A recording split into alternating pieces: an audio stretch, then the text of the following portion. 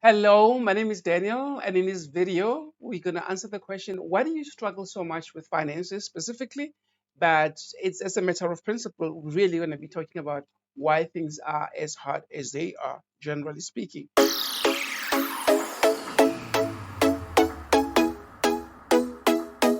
This video is part of a series on how to build multi-generational wealth. Now, the question is, what if you had the money that you want? How would things be different? Would that be about you, or is it about your ecosystem, your community? Now, these are some of the questions that people ask all the time. And let's take a minute to go through them in a little bit more detail. Which painful questions apply to you specifically? I've been fishing here, there, and everywhere, but I have got very little to show for it. I work hard, but when I look at what I have in my hand as a result of that hard work, there's nothing to show for it. Another one is, why is it that every time I have money saved up, something happens that causes it to be used, all of it, for something else?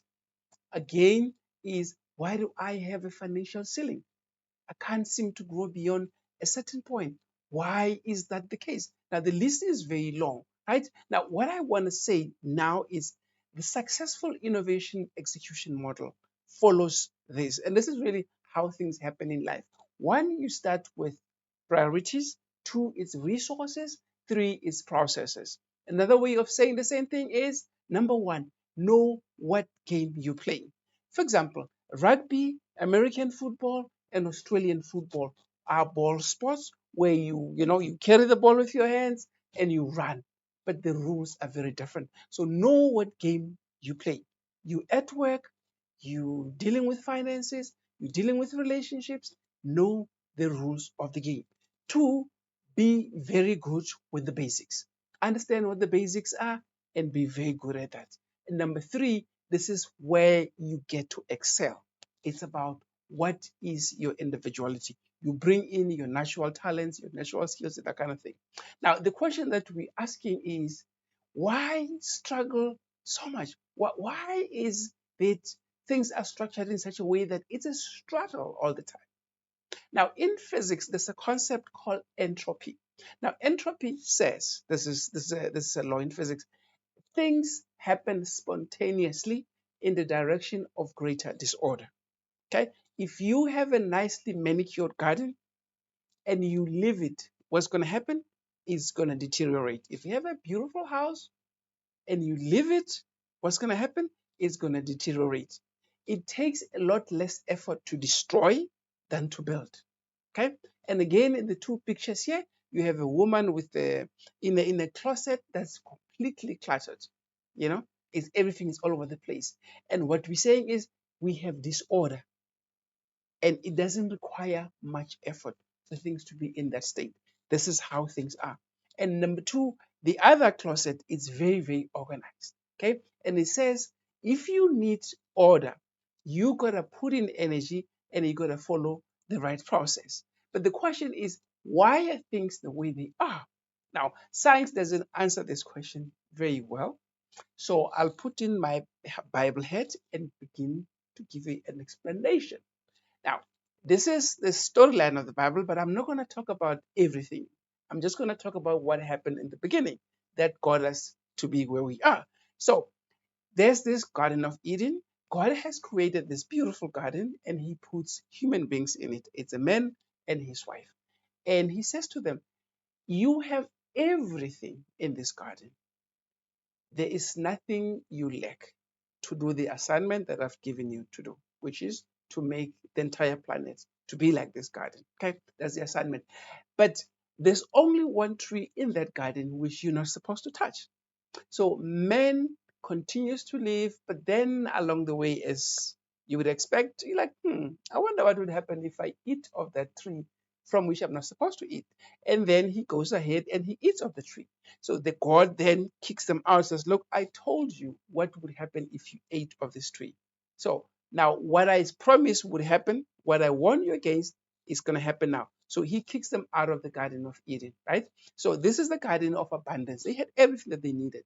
Now God says to them, now out of this garden, outside of this garden, you are going to work very hard to get whatever you need to live. So basically, man lives from an environment of abundance to an environment of scarcity. The Bible calls it's a cursed environment that he's moving to.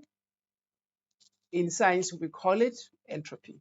In other words, if you don't work hard, things are going to become difficult because you need to put in effort, you need to put in energy, and you need to follow a particular process to get the things to be the way you want. So, but this is what God says again. He says, you know what? You used to live in an environment of abundance. Now you're in an environment of scarcity. But my promise to you is this: if you follow my system, if you follow my rules and my laws, you will experience abundance, even though you live in a world of scarcity. This is what God promises to me. Now remember, abundance doesn't mean you drive around in Rolls Royce and Porsches and stuff. It means you have what you need to do what you came here to do. Okay? So, how do you overcome entropy in your life? We've kind of answered that question already. We're saying disorder happens because of the absence of intentionality. Okay? Again, we're saying order requires intentionality and process. To be put it differently, we're saying process, it's energy and a sequence. It's pretty much what we've been saying. Priorities, that's intentionality, it's resources and process. Now, what mindset are you of? Scarcity or abundance? Okay. Again, we said the absence of intentionality is what leads to greater disorder. So the fact that you're struggling with your finances means you have not made a clear decision of what you want. Okay. There's not sufficient intentionality on your part. Again, do you have a burning desire? You got to follow a particular process to experience and achieve success. And again, success is about energy and sequence. It's pretty much what we've been saying. It's just a different way of saying it. Now, the general principle is what's in your hand. What's in your hand? Everybody is born with something in their hand. It's a set of talents. You've got to sharpen those into powerful skills, and with those skills, you bring in creativity. You offer solutions. Remember, life is about value exchange. Okay, you solve a problem, and I buy a solution, then I offer you something that you need. That's really what it's about. Okay. And you form partnerships for more sales. Okay. So you form partnerships so I can help you to be part of my ecosystem, sell into my community. Then you're going to do something for me. That's essentially how it works. And then you're going to manage the process wisely. Now, you're going to spend your life in the future. I think it will make more sense to plan now to have in the future what you're going to need in the future. That's like pretty obvious, isn't it? Now, the two fundamental tools that you need to build wealth, it's time and assets. Now, we all have time because by virtue of being alive, okay? And but assets, most of us don't have the assets. Now, why is it important to have these two? One, you're gonna give your time and assignment through your assets. I'm here talking to you, you're here watching this. What assets do you have that are working for you at the moment?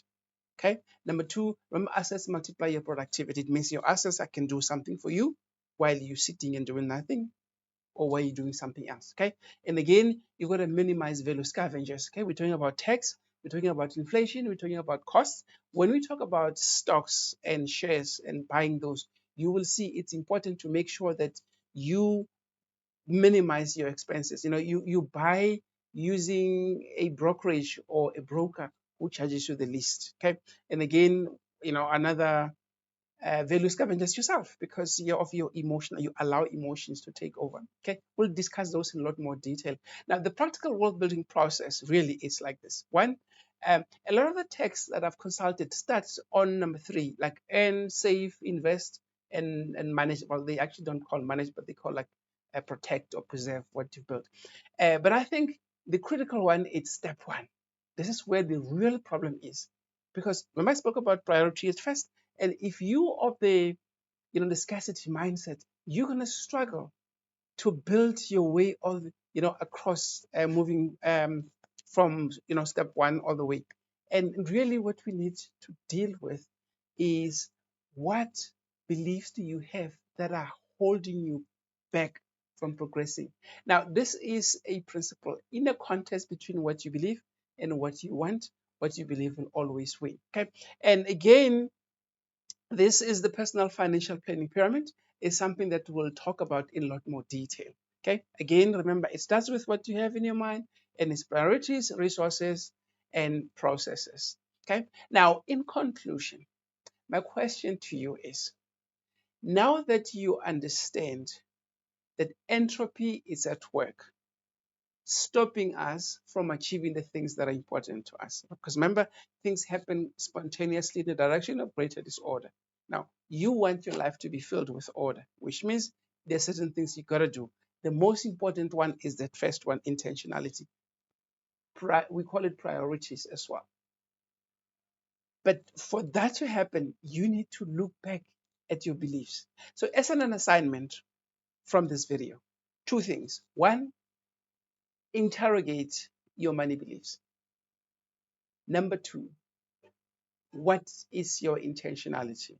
Are you clear why you want to have what you want to have? Because if that is not clear, you're going to struggle. I hope you found this video useful, and let's talk later in the next video. Bye bye.